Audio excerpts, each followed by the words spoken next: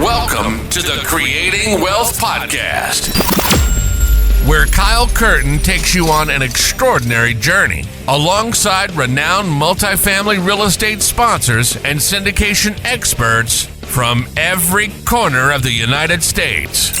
We teach you how to harness the power of passive real estate investing and witness the transformation of your wealth building strategy. Let's create wealth together. Hey guys, how we doing? Welcome to episode 129 of the Creating Wealth Podcast. Today, it's a long-form solo episode. I'm super excited to talk to you guys about the topic today. I do apologize as well. I might cough a little bit because I was sick, a little bit of, just recently. And, I was coughing a bit. And when you're a podcaster, it's pretty annoying when you have a cough that won't go away, because you're hacking up a lung right into people's ears and right into people's car radio systems. So it's not a fun time. But anyway, what we're going to be talking about today is something that I realized relatively recently. And I've been in a couple of these situations relatively recently. I have shared a couple tips about this, dominantly in the Creating Wealth Together Facebook group. Started some conversations and stuff with people about it, got some feedback. And I'm curious, what your guys' thoughts are on me going a lot more into detail on the show today. So essentially, the topic that I'm talking about here is how to leverage nearly every situation to basically get ahead and, giving value and basically, maybe some out of the box ways that might not necessarily, come to mind right away. And I have a couple stories in here that happened to me recently on my journey that I want to share with you guys, and kind of talk about some of the ways that I've implemented this, some of the ways that, this has kind of turned out, and, how I'm looking to continue to replicate doing things like this in the future. And we'll see how it goes. So the first story that I wanted to kind of get into today was a 6-family property in Lowell, Massachusetts that I walked recently, right? So I did talk a bit about this in the group. If you guys aren't in the group, you definitely, haven't seen this. So I'm excited to kind of tell you the story live, I guess, in a sense. But basically, so I sent out a mailing campaign in the past couple of months to 6 to 100 units in Lowell, Leominster, and Worcester, Massachusetts. So pretty decent sized list. But anyway, so I ended up getting a call back like a couple of days after things got delivered from this gentleman with a 6-family in Lowell. And, we jumped on the phone and that kind of thing. And we talked for a little bit. I started to kind of like pick his brain about the condition of the property, like tenant situations, just kind of give me like a broad overview of what the heck's going on over there, So basically we ended up talking like a couple times because he actually like ghosted me or forgot my number or whatever the case was, for like a couple days or so. And I called him back, and chatted for a little bit. And he ended up calling me back. And, we talked for a little while. And, we ended up setting up like an appointment to go and walk the vacant units in the building, as well as the basement and, around the property and that kind of thing the next morning. So I was more hyped than freaking anything, you know what I mean? So as soon as I got home that day, I was already like doing due diligence, looking up the address, the property card, kind of like running different kinds of numbers and looking at comps, for 6 families around Lowell that have traded in the in the past 6 months or so. And I do know that, when it comes to the finding the valuation for these buildings, commercial multifamily buildings, it's not based on comps. It's based on, the numeric, valuation and that type of thing. Net operating income and that kind of deal. But just to kind of get like a rough number, you know what I mean?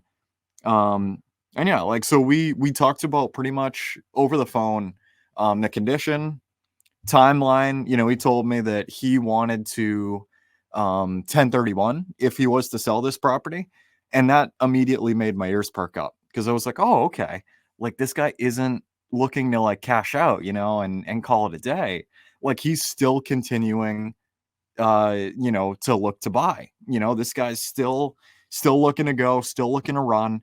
So that's something to definitely look further into when I go on site, and get that face-to-face connection and start, just like shooting the shit with the guy, and asking him questions, like seeing what he desires, seeing what I can potentially help with, how we could potentially work together in different ways. And, but yeah, so basically, long story short, I ended up going on site the next morning. We walked around the building and that kind of thing. And towards the end, actually, like right before I left, I asked him, I'm like, or I told him rather, I'm like, yeah, I'm like, I took a bunch of pictures and that kind of thing. I'm like, yeah, man, I need to show my partner tonight, the pictures and show him the current rents and what's vacant, what's not, and that type of deal. And I'll get back to you, you know what I mean? And he was like, all right, sounds good, whatever. And I asked him, I'm like, just out of curiosity, I'm like, do you have kind of a ballpark number that you were looking for, to sell it for, that you're looking to walk away with? He was telling me like 1.5 million. And for you guys who are not around or familiar with Lowell, Massachusetts as a market, units are not trading at freaking $1.5 million for a 6-family. Like not even friggin' close. Like 800, 900, like at the most. You know what I mean? And this guy's building in particular, it was, pretty nice and that kind of thing. It definitely needed, some updating and that kind of thing. But I ended up, basically, I was a little, kind of wowed and in the moment, and I obviously, I asked the guy a question and he gave me an answer, you know what I mean? And I was very surprised that he gave me an answer as well, because a lot of people are really like sketched out by that kind of thing and like don't want to say the first number first. And like, I'm still navigating that, you know what I mean? And kind of building some more reps in, for kind of like not dodging that question, but, just kind of like breaking in the right way for the right particular situation and, right seller personality type and that type of deal. And that kind of thing, but basically, so he told me the 1.5 mil. I told him, I'm like, okay, I'm like, good to know. Like, I'll let my partner know later and I'll get back to you. So as soon as I, walked away, I called my buddy and I was like, hey man, like, this is what the guy wants. Like, we're way too far apart. Like, I'm probably not even going to give him an offer because I don't want to like, disrespect him or anything like that. And also, this is where one of the lessons comes in, guys. What I was thinking about is, because I did actually ask this guy while we were walking around, I brought up the 1031 thing again. So I was like, hey man, I know, you mentioned that, you would 1031, like you're still looking to buy, like, what you kind of got going on, like if you ended up selling this place, like what would you do next? Like, what's that next step look like? And, he ended up bringing it up again. And he told me, this really cool story about like a bunch of 3 families that he used to own back in the day. And then he ended up buying the 6-family and, a couple other things, details in there. But basically I came up with a couple things, man, because he also was telling me, that he lists his units on Craigslist. Oh, excuse me. And that also was an immediate, spot of value that came to mind, is because this guy, like, he's been in the game for decades. You know what I mean?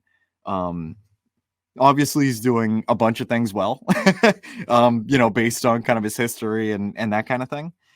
But also there were some spots, that he might not be as familiar with, in terms of like the tech side. So that's where I spotted kind of a position of value that I could just give to this guy. You know what I mean? And so basically, like, long story short, is I gave him a couple days, and I ended up calling him back, and I was like, hey man, unfortunately, like, I think we're, kind of far apart, when it comes to the price, and I respectfully I'm going to hold off from giving you an offer. But that being said, there was I was, thinking about what you were saying the past couple days with, like, putting the units on Craigslist and that kind of thing, and collecting the rent checks, and, like, kind of the tired landlord, type of activities, and self-managing super hard, and that type of thing. And he was like, okay, like what's up? And I told him, I'm like, hey man, I'm like, I got my building in Leominster. I live in Tewksbury. I'm like, I self-manage it. I'm like, it usually doesn't require much of my attention at all. Knock on wood, because everything's done digitally. Like, rent collection is through apartments.com. Security deposits are through zdeposit.com. I got my plumber, electrician, and handyman and stuff like that, a text away. Like, if I need something, it's systematically kind of at a position that it doesn't really require me to be on site most of the time, and I was just, starting to tell him about this kind of stuff on the phone. And and I was basically, like, blowing this guy's mind. And I'm like, yeah, man, like, if you want, like, I'm more than happy to send these resources over to you. Like, they're all free. Like, they work super freaking good for me. And as well, like, if you wanted, like, I'd be more than happy to, like, meet for coffee or meet for a drink or something. And I'll bring my computer. I'll show you how it is set up for me. Like, I can, like, help you set it up for your stuff if you want. It's up to you, like, just let me know. Like, more than happy to kind of give you value where I can, and that kind of thing. And he did really, really like that.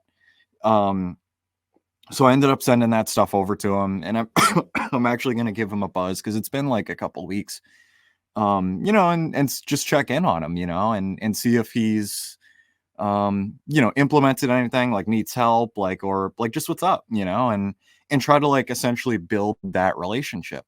And it really opened up my eyes, guys, because yeah, like, all of us, want to continue to acquire properties and solve sellers' problems, and, cash flow and financial freedom, and the whole gamut, right?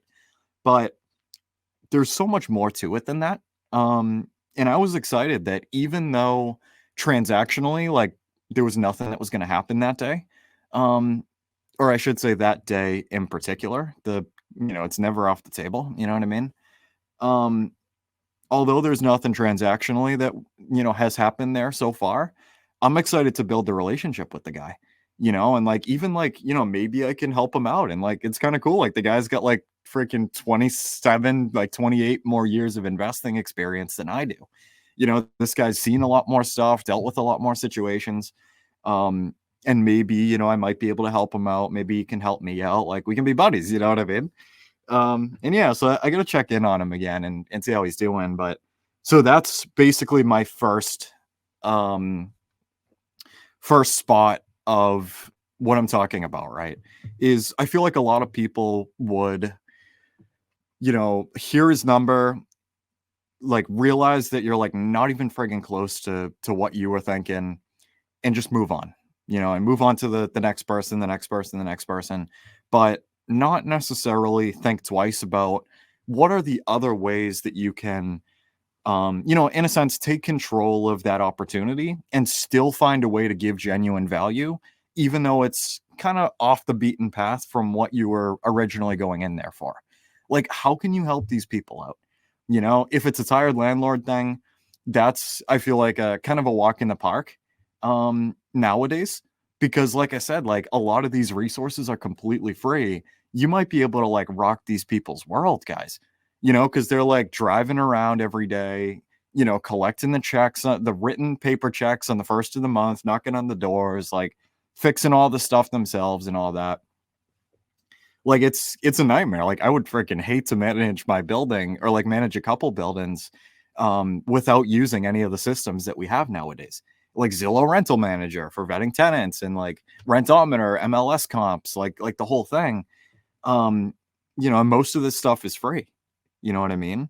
So it's like you might be able to literally like give a shit ton of value to these people and not really think anything of it, you know? And you never know. Like you might build a friendship, like you might JV on something. The other thing that I asked him, guys, was, hey man, you know, like I'm always looking for buildings of these particular types of asset classes, like 6+ commercial, multifamily, whatever, like around these areas. Like, do you want me to keep you in mind? You know, because he's still looking to buy. I'm obviously looking to buy.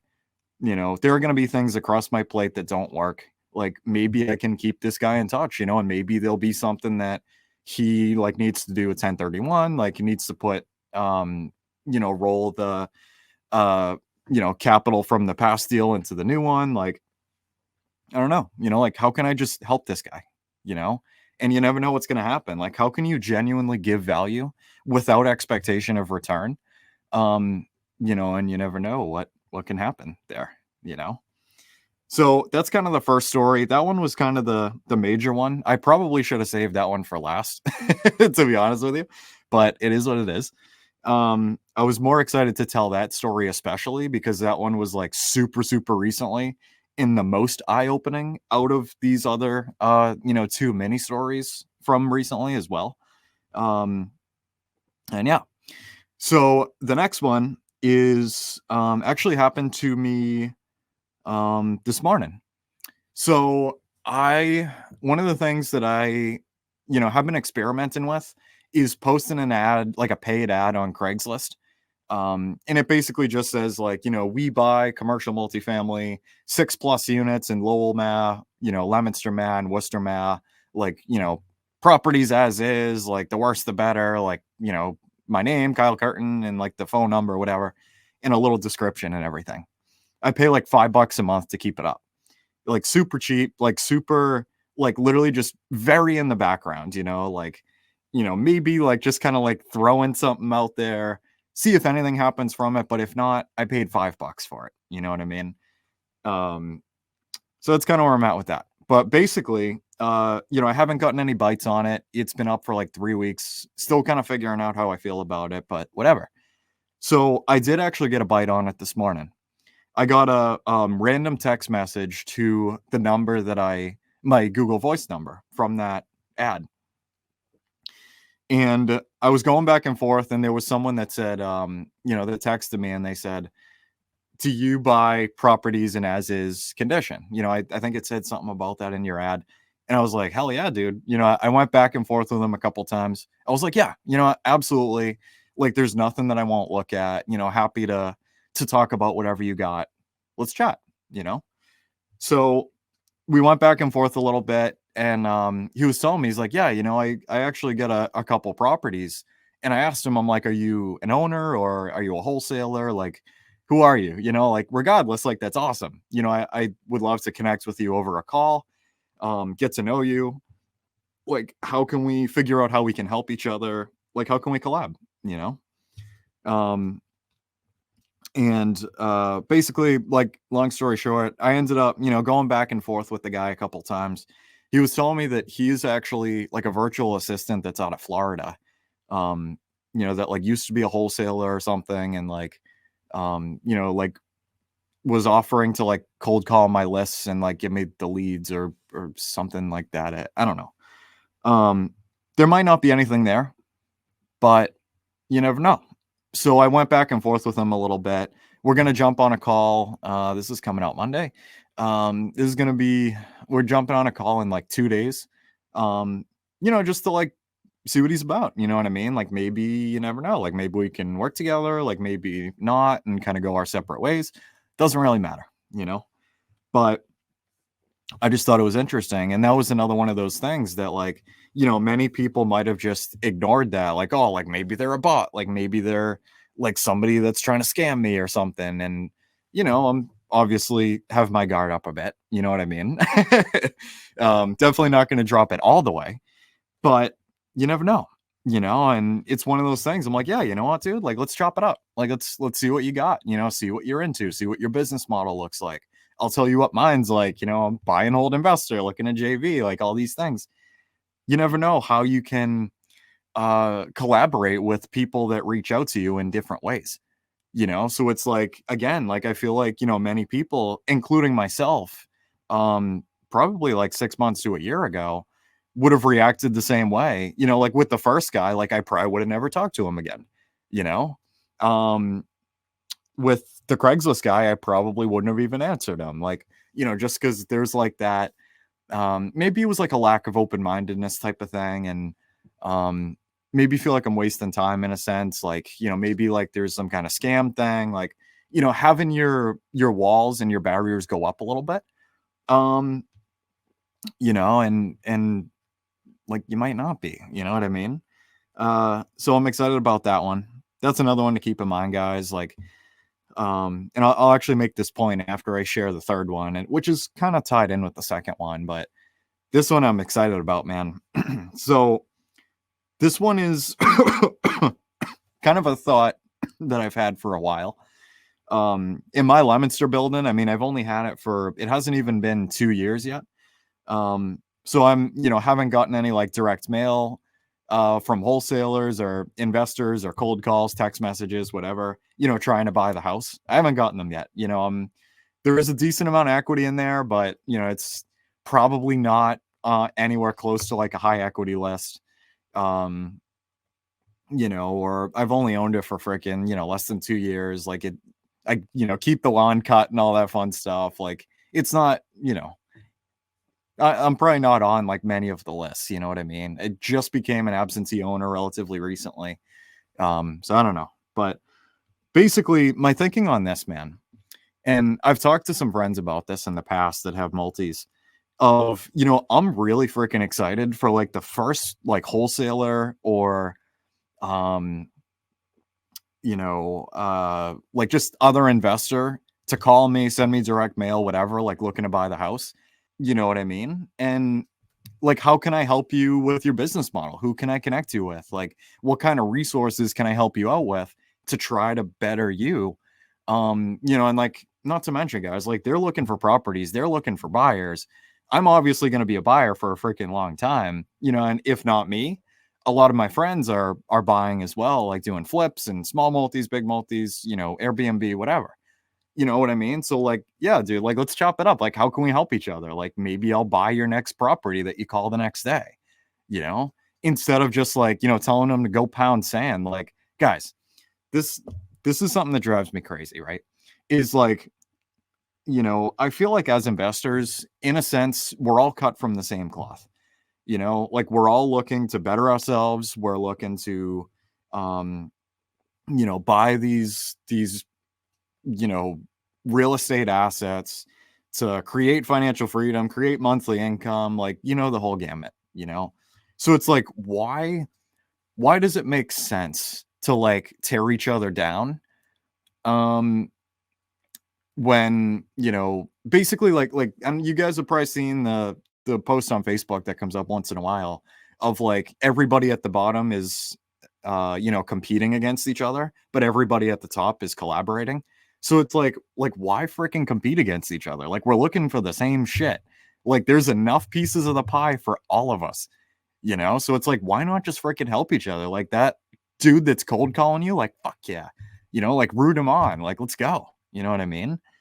So it's like, that's just kind of the way that I look at it. And like, my mom gets some mailers once in a while, to our house, and I save all the mailers, and funny enough, I'm really good buddies with the guy that sends the mailers out,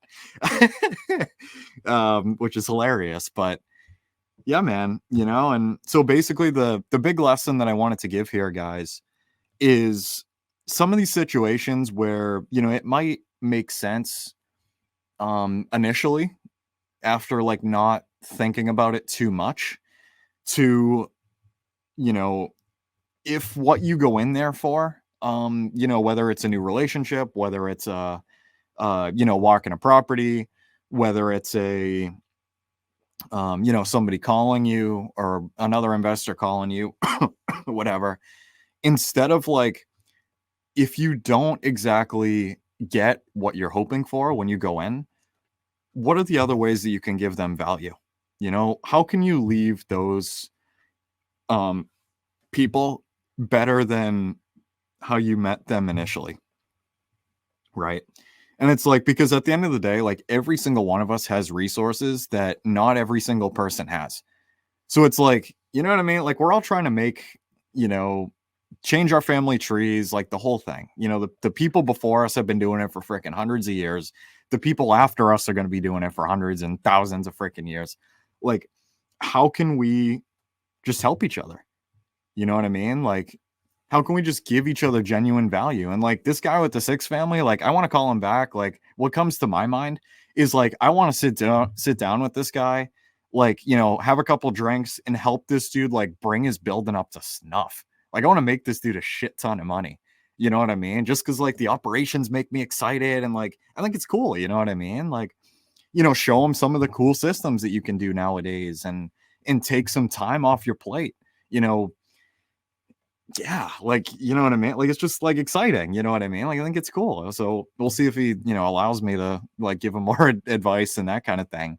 And show him some of the resources online nowadays to help him make more money, manage his building and keep running, but, yeah, guys, I was excited to talk about this one, cause all this stuff pretty much happened in the past, like less than 3 weeks.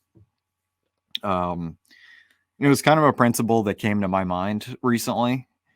And, yeah, so how can you take every situation that you're in and create value somehow? Create a relationship.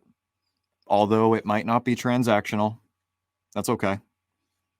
How can you create a relationship, give value, make somebody else's life better?